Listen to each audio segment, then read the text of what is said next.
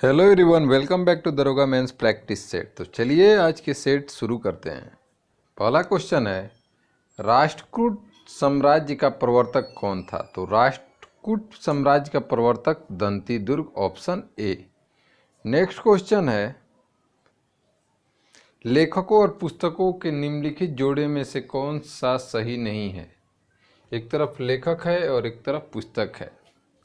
तो विशाखा दत्त मुद्रा राक्षस सही है, कौटिल्य अर्थशास्त्र सही है, मेगास्थनीज इंडिका सही है। तो बच गया ऑप्शन डी, नागार्जुन ध्रुववासिनी, यही गलत है।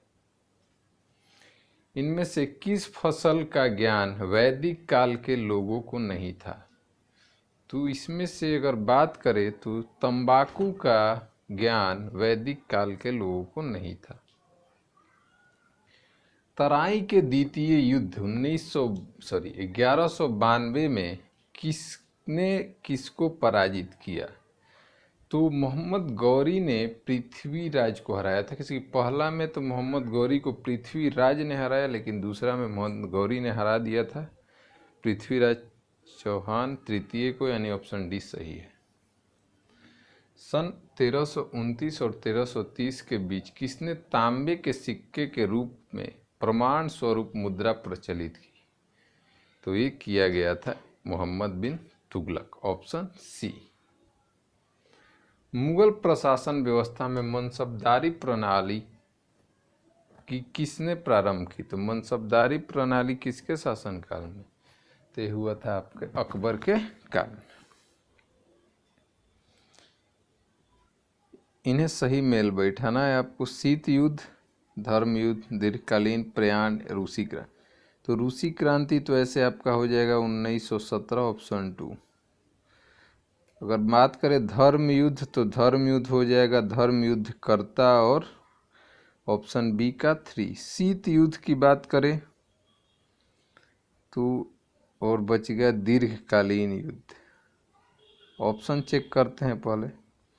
ऑप्शन डी का 2, डी का 2 दो में है, ए और सी। और उसके बाद हम लोगों ने मैच किया है धर्म युद्ध, यानी कि बी का 3। तो बी का 3 आपको और आगे चेक करने की ज़रूरत नहीं है, ऑप्शन सी जो है आपका सही हो जाएगा। ऐसे देख लीजिए, ए का 4 शीत युद्ध किसके? यूएसए बनाम सोवियत संघ। और उसके बाद बच गया आपका दीर्घकालीन, तो हो जाएगा माओ चीन।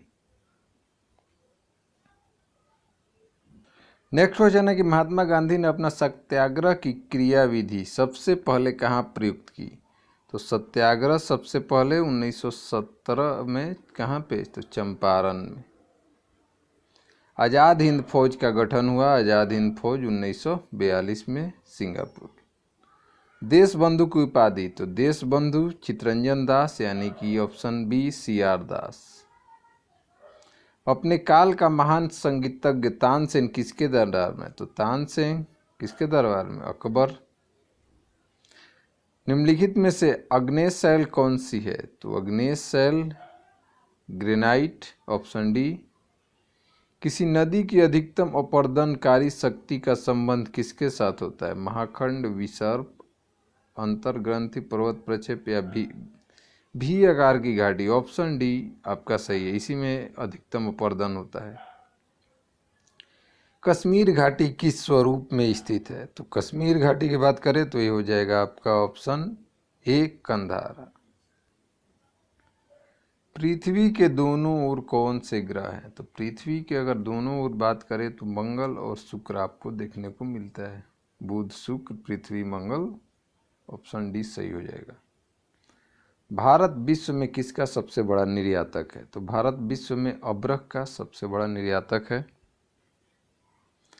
निम्नलिखित कारकों में से कौन सा प्रायद्वीपीय नदियों को पूर्व की ओर बहने का मुख्य कारण है? पश्चिमी भाग वृष्टिमय है, पश्चिमी घाट जल विभाजक का कार्य मुख्यतः करते हैं, नदियां रिफ्ट घाटी का अनुसरण करती हैं, पश्चिमी घाट की तुलना में पूर्वी घाट नीचे है। देखिए, अगर ऑप्शन आपको सी और डी दोनों देता तो सही होता, लेकिन अगर एक ही लेना है तो आपका सी यहाँ पे ज़्यादा सूटेबल है। नदियाँ रिफ्ट घाटी का अनुसरण करती है। नेक्स्ट है कि निम्न उद्योगों में से किसके लिए डेट्राइट संयुक्त राज्य अमेरिका प्रसिद्ध है। तो अगर बात करें डेट्राइट, तो डेट्राइट प्रसिद्ध है जो वाहनों के लिए यानी स्वचालित वाहनों के लिए। ऑप्शन बी आपका सही है। भारत में धारीवाल और लुधियाना के नगर किसके लिए सुविख्यात है।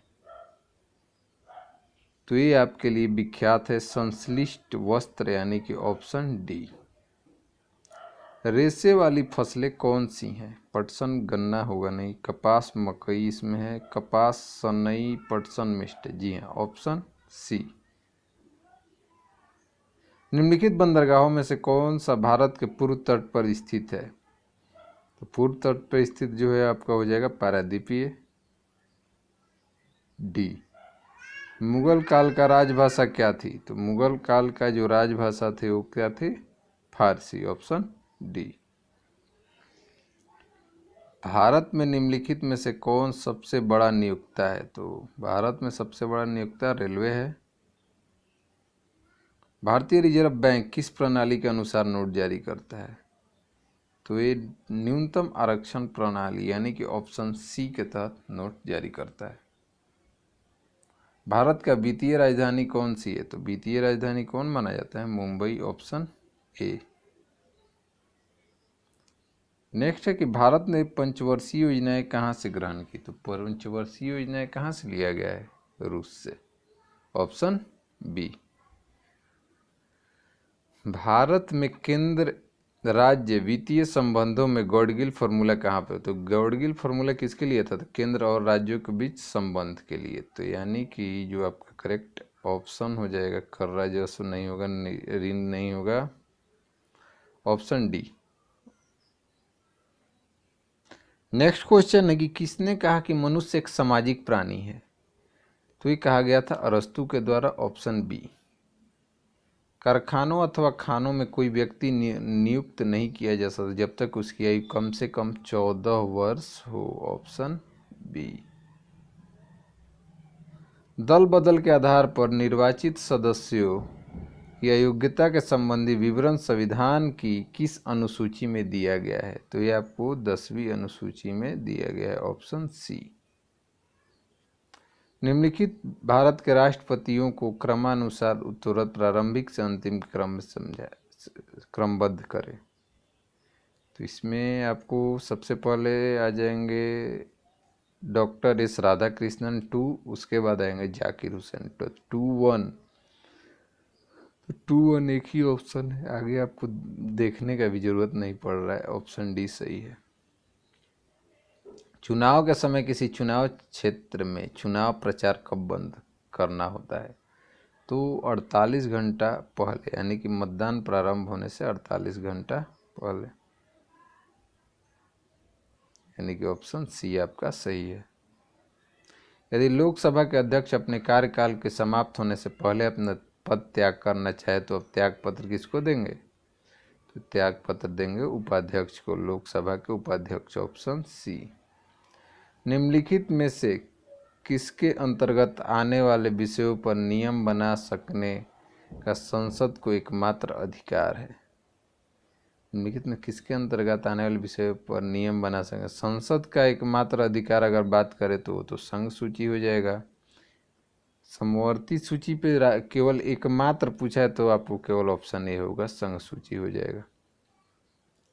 क्योंकि समवर्ती सूची पे तो राज्य सरकार ही बनाती है। यहाँ पे पूछा गया है कि आने वाले विषय नियम बना सकने का संसद का एकमात्र वर्ड यूज कर दिया गया है, इसलिए ऑप्शन ए ही होगा केवल।